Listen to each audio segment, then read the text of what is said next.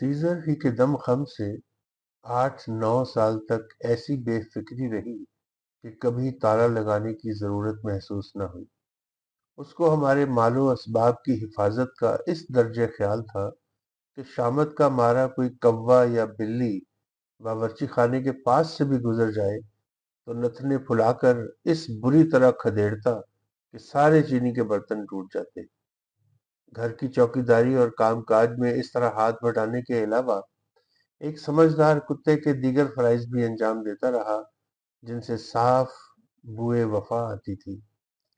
یہی نہیں کہ وہ ناشتے پر ہمارے لیے تازہ اخبار منہ میں دبا کر لاتا، بلکہ جب مہینے کی پہلی تاریخ کو اخبار والا بل لے کر آتا تو اس پر بھونکتا بھی تھا، اور ایک منہ میں اخبار لانے پر ہی کیا موقوف تھا، وہ تو یہ کہیے کہ ہم نے خود 2-3 دفعہ سختی سے منع کر دیا، ورنہ وہ تو ہمارے لیے توست بھی اسی طرح لا سکتا تھا۔ کھانے پر دونوں وقت وہ ہماری کوہنی سے لگا بیٹھا رہتا، اور حسب معمول ہم ہر 5 لقموں کے بعد ایک لقمہ اسے بھی ڈال دیتے۔ اگر وہ اسے سونگھ کر چھوڑ دیتا تو ہم بھی فوراً تاڑ جاتے کہ ہو نہ ہو